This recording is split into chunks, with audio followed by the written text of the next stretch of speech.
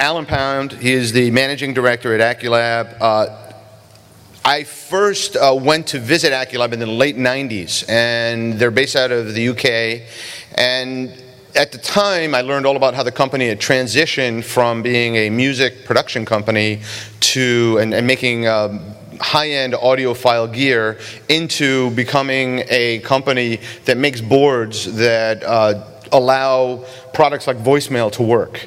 And that industry was a relatively slow growth industry. It basically consisted of putting DSPs on boards, dropping them in computers, and making things like auto attendants and IVR systems and things that would answer the phone in an automated fashion when you called to make airline reservations or, again, for voicemail. But then in the 90s, we experienced a revolution in the convergence of communications and technology or computing, and that became computer telephony integration.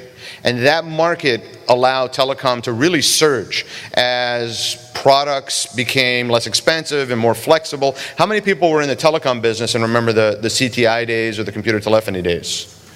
So that's a good, 50% of you. All right. So I followed Aculab for many years. We've worked with them. They've been a sponsor of this event for at least a decade, and we've watched their progress, and now they've done something new, which they believe is the next revolutionary step in communications, and that is that they have moved their platform from traditional computer telephony integration to the cloud. So I know yesterday we talked about how the cloud is excessively hyped. Some people believe it's excessively hyped. Some people believe it's not hyped enough. The potential, and I spoke with Alan this morning at length, the potential for the cloud is beyond what you can imagine if you just sit down and start thinking about it. And I don't want to steal his thunder, but because they're onto some really interesting things at Aculab, I wanted to bring Alan Pound onto the stage for you guys to share some time with him and learn more about the company's vision for the cloud. Please join me in welcoming him.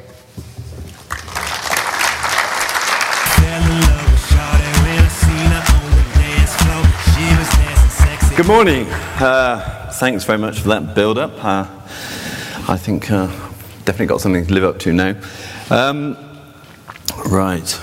Okay, I hope everyone's feeling chipper and clear this morning.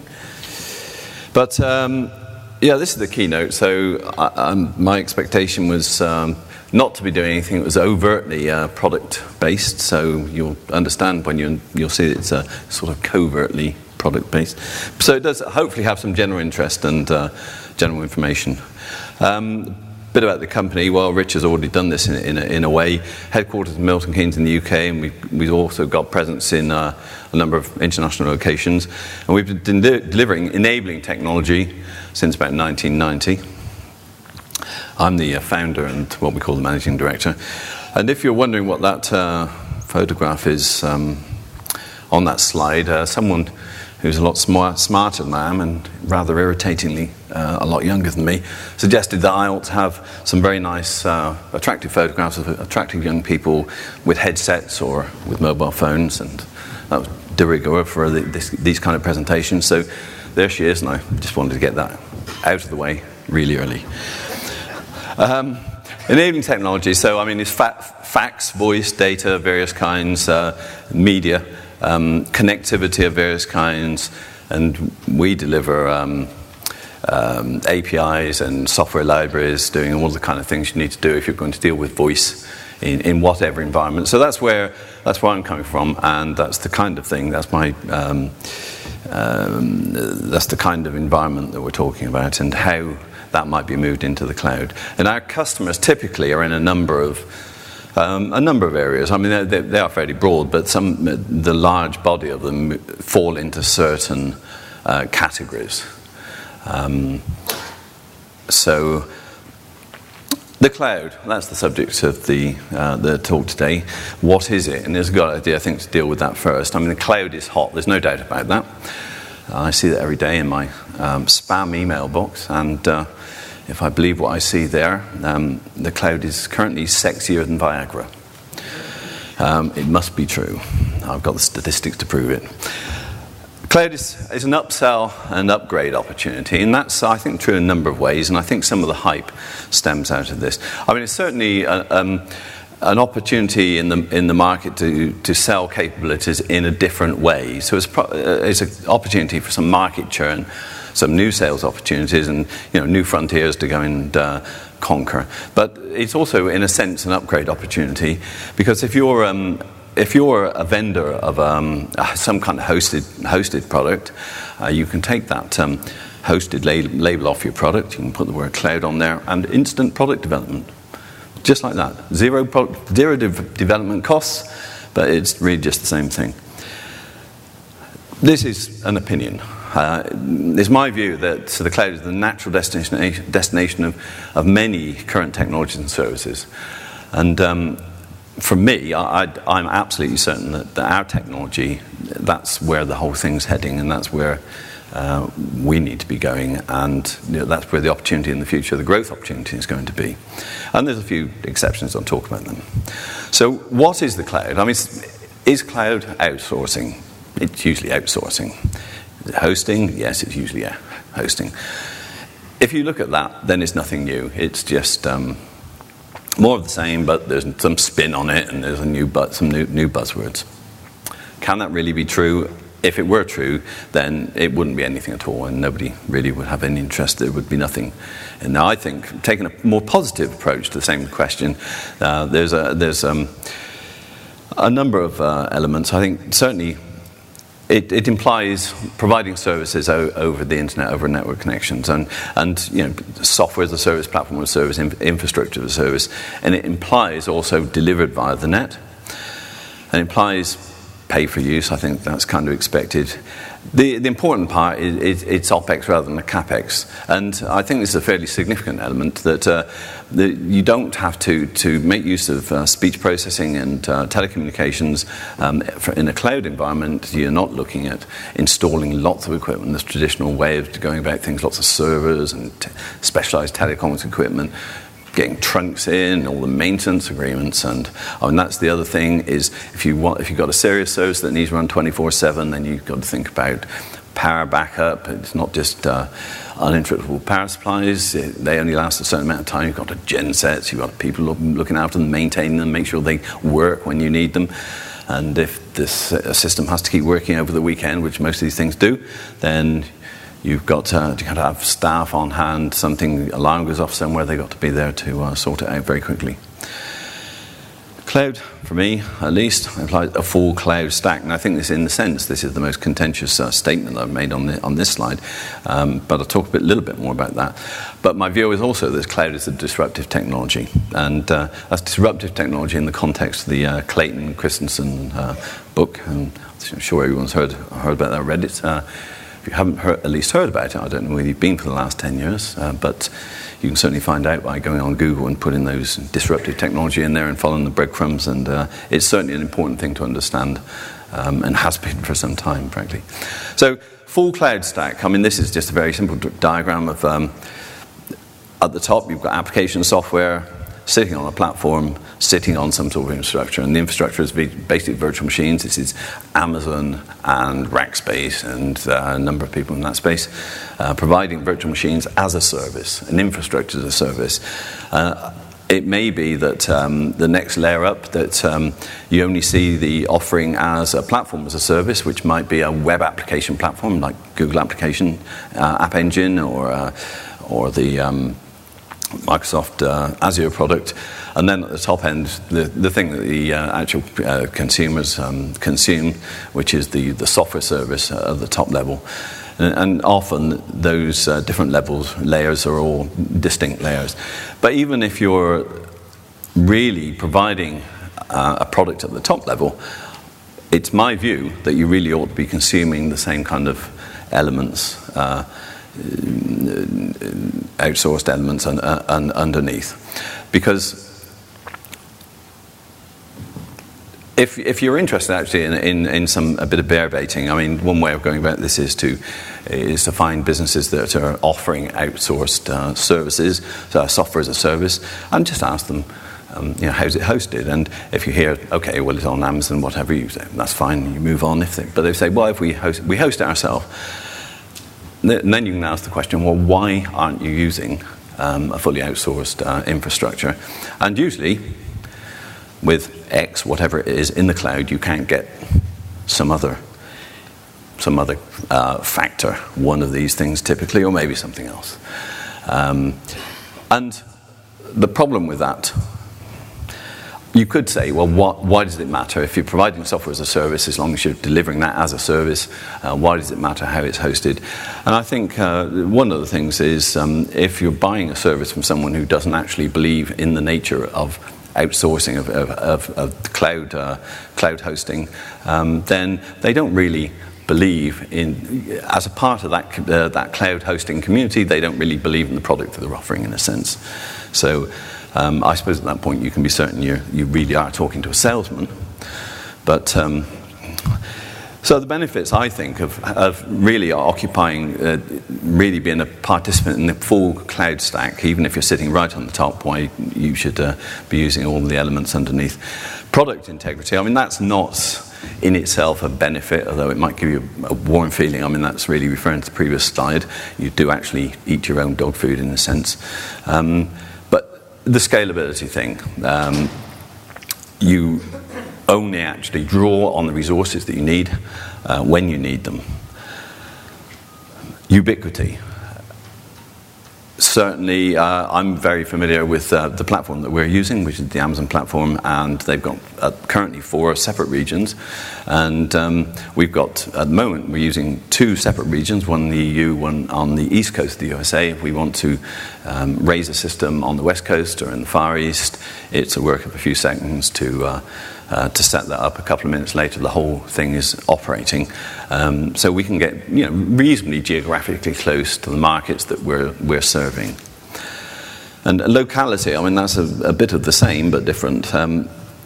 If you're a customer in the USA, and I mean this is true in a general sense as well as the voice in the cloud kind of sense, if you're using outsourced IT services and you're a US customer, you may be quite uncomfortable if everything's hosted in the EU, or vice versa. For data protection reasons, there may be very good reasons why you need to be absolutely certain that your data doesn't leave the administrative domain that you exist in. Affordability. I'm looking for it is here, but that one doesn't really work too well. Pay for use. OPEX, not CAPEX, and that is quite an important thing. If you're setting out with a grand plan to expand a business from small beginnings to a huge supporting a large field population of applications or whatever, you don't really want to have to lay out all the capital to build that big system only when you've only got 1 customer or 2 customers or 5, 10 customers in the first instance. And the full cloud arrangement, you can draw on the pool of machines that are provided by the bodies like Amazon and Rackspace, who really have invested in that side of things. And outsourced maintenance, touched on that before. It's a very useful characteristic. Well, pay for use, is it smoke and mirrors? I mean, there's a very good question here. It can't be magic. There's real hardware somewhere. Surely someone pays for the time I'm not using it, and it has to be me, doesn't it? So there's actually a reasonable answer to this. I mean, again, drawing on Amazon and the way they go about things, they've got 3-tier pricing. For virtual machines, there's several different pricing levels, and the most obvious one is what they call on-demand instances. You pay a given price per hour for a virtual machine that you get when you want it, when you need it. You pay a lower price if you want to commit for long term. In our particular system, we've got certain machines that need to be running, looking after the system long term, and we have others that pop up and down. So we take the advantage of lower price by paying for reserved instances. But the bottom one's the interesting one in the context of this particular slide: spot instances. They have a spot market and a spot market price for instances. And if you're perhaps a research organization, or maybe it's just like the end of month accounting or something of this sort, you set the job up on the virtual machine images ready to go, and you put in a bid price, what you'd be prepared to pay for those virtual machines. And when the on-demand demand goes down, the spot price comes down, as soon as your spot price your bid gets met, they'll start up your job and they'll run it. And essentially, they're running it in idle time. So in actual fact, someone is paying for the hardware not to be idle in that sense. So they've got that worked out pretty well, and I think that's an important factor in the utilization. So, despite the concerns about the unavailability of whatever it is, I mean, VoIP as a technology works. It's not new news. The things that we're all familiar with, Skype and Messenger, all those things work usually, depending where you are and the circumstances. And if the last mile of your link is a piece of wet string, it's not going to work so well. But the point is that if you put voice processing or any of the major IT infrastructures in the cloud, you can arrange for them to work very well indeed. Because in our case, for cloud-based media processing, you can choose your routes, select your routes between where your virtual machines are and the telco gateways that you're using. So you can test those. You can look at the bit integrity, the delay, the jitter, and you can monitor that over a period of time and make sure it's what you need. And for the moment at least, most practical access into such a system is via the PSTN, the dial-up calls to and from the public, although obviously there's other means of direct IP access to such systems. And indeed for enterprises or IP contact centers is another big opportunity area. If public internet access reliability is a question, then SIP trunks are a perfect solution to that, because that's gives you a very predictable quality of service right back to the locality of the cloud. So what makes cloud particularly useful for voice processing, the kind of things that I've been talking about? Scalability, I mean, that's not just simply the sort of ramp of growth over a period of time. In telecoms, there's this concept of busy hour, the particular hour of the day perhaps when the system is most busy. And traditionally, with the traditional equipment, you have to dimension your system, you have to provision it according to the busy hour. And for the rest of the time, it's underutilized, and that's just the norm. And certainly on a cloud-based system where you've got on-demand virtual machines, you can increase or decrease the number that you've got available to you. And equally, most of your business may be carried on during the week, or it's all weekends, or it may be voting on TV campaigns or things like that. And there's this widely, the probability, in fact, of widely differing traffic loads, and then the possibility of large non-recurring increases for short periods and then decrease afterwards. And you can cope with that using an on-demand underlying infrastructure. And essentially, that's the virtue of pay-for-use. So the opportunities, I think, are basically in cost reduction of these kind of services and using these capabilities to create services that people want to use. And so the whole technology area is much more accessible in an actual form, and also technically more accessible because the web is accessible. And if you make access to these capabilities as straightforward as web access, then you do enable a lot of new and interesting new possibilities. Now, as I say, the cloud is disruptive technology, and one of our experiences in enabling technology over a long period of time is that we said from the beginning, and we get reminded of it over and over again, we're never going to be able to predict all the things that customers, that people are going to want to do with this technology, and it's futile trying to predict it, but you just need to be ready for it when it comes, because that's where opportunities lie. So there might be some occasions when cloud environments are not suitable for service hosting, and I think the main one there is when security is your first, second and third priority, and in such situations it may be financial services of one kind or another, when your remit is simply to do absolutely everything you can to make sure that the systems are secure, and as a result, physical security is really the only recourse. It's no good after the event if if someone says, well, you had a security breach, and did you do everything to secure that? Well, no, I had my system running somewhere else. You should have locked it up. So, I mean, there's arguments to say that there's certain things that perhaps will never find their way into cloud environments or anything that's kind of public in any way. Not everyone has that sort of security need. Everyone has some level of security concerns. But I think the main impediment for most businesses in outsourcing the data and using cloud computing of whichever kind is actually, it is outsourcing the data, having the data away from the reach, because in a lot of businesses that is almost the case, that is the business. But I like to remind people in this context that telecoms itself has been outsourced ever since the telephone was invented, and the term cloud was invented for telecoms. And something interesting there happened, but with voice in the cloud, really you're just outsourcing the transient handling of the media. Your data can still stay in your data center if you've got one. You can put that out on the cloud in various ways yourself, but it's really just a case of very much in the same way as telecoms are handled traditionally. It's a transient phenomenon, and in common with most IT situations, you don't really need those things. I mean, you don't need those servers. You only need the job that they're doing for you, and once it's done, it's.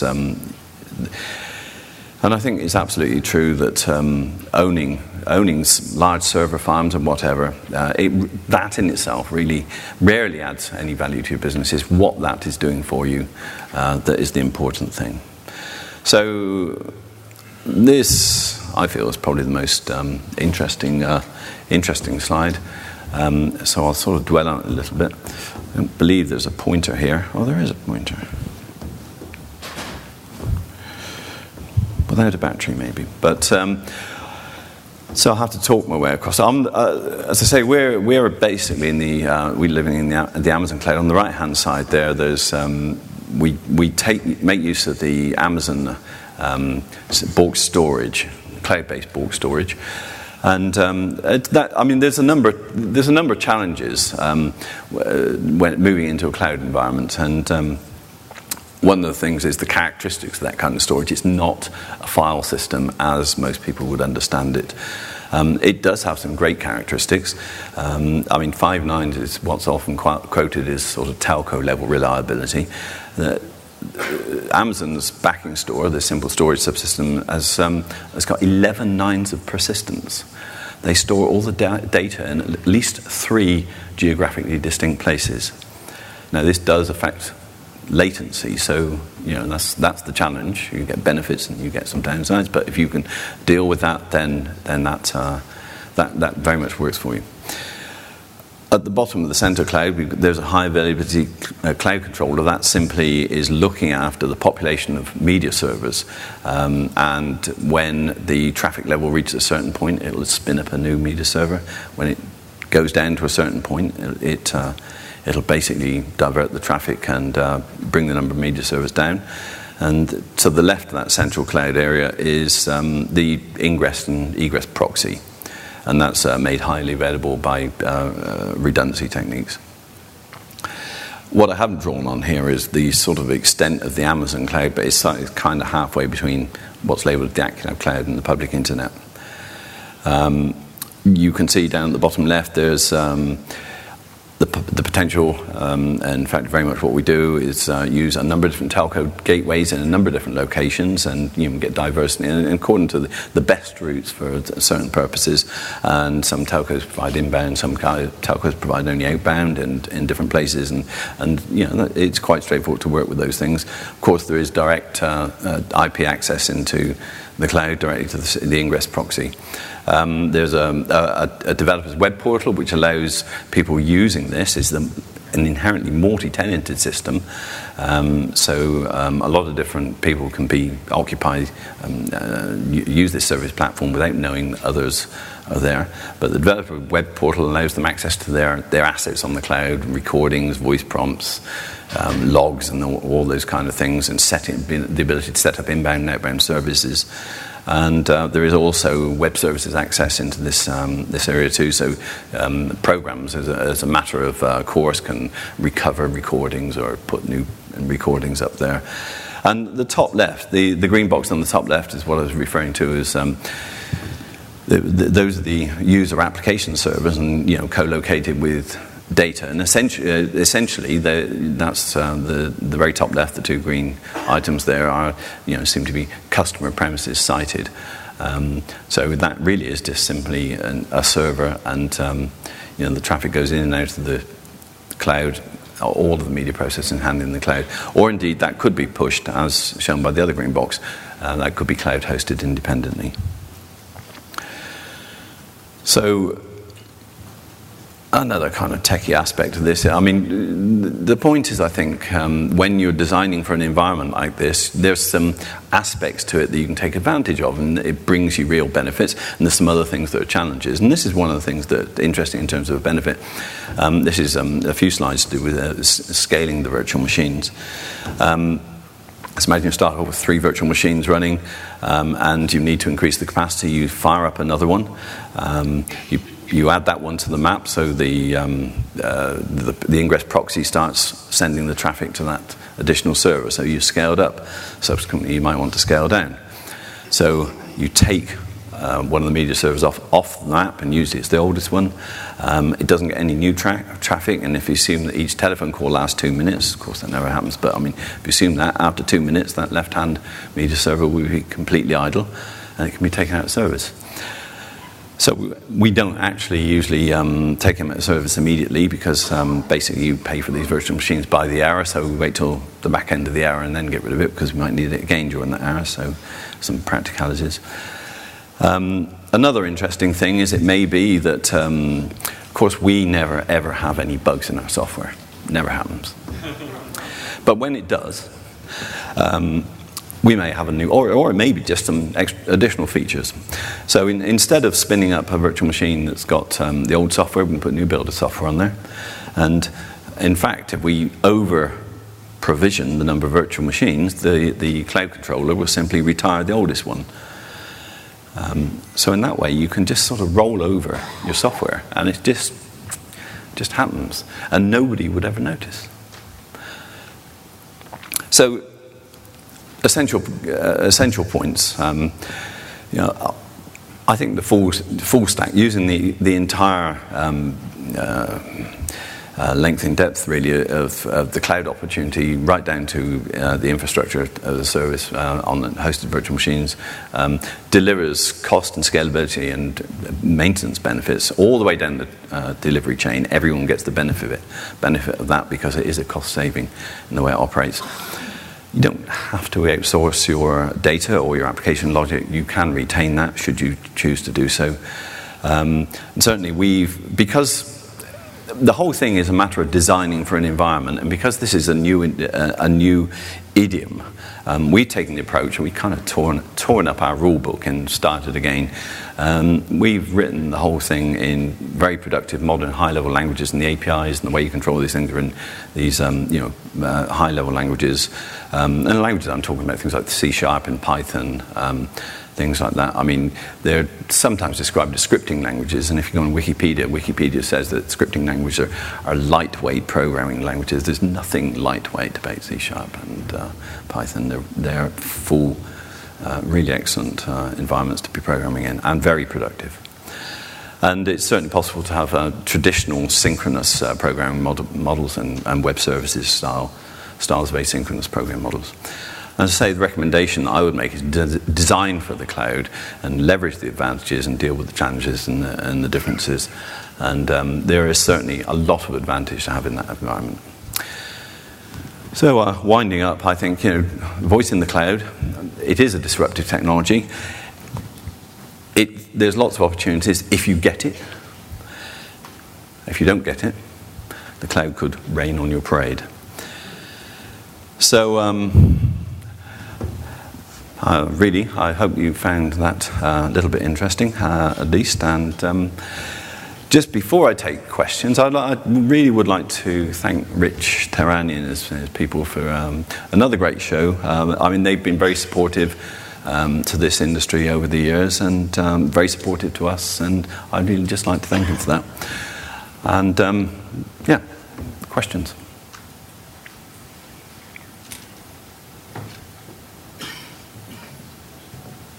Tell us how the developer accounts work. Well, okay. There is a public beta in progress. I should have mentioned that. It's on the slide. Cloud.aculab.com. You just go on there. You can look at the documentation and FAQs and that sort of thing without anything more than just doing a bit of browsing. You enroll, give us basically some essential information. Give yourself an account name and a password. It will be an email address. That's the normal way of going about things. And it does get you. You can download the software, the API software, and it gets you access to be able to upload prompt files and the kind of things that you use in voice processing applications. You can set inbound and outbound services up. An inbound service, essentially what it does is you would have a telephone number, and when that call hits the platform looks up who that telephone number belongs to. It finds the service record that you've established by entering the service entry. It finds out the address of your server. It goes to your server and tells it to run the program that you've associated with that call. And outbound's very similar.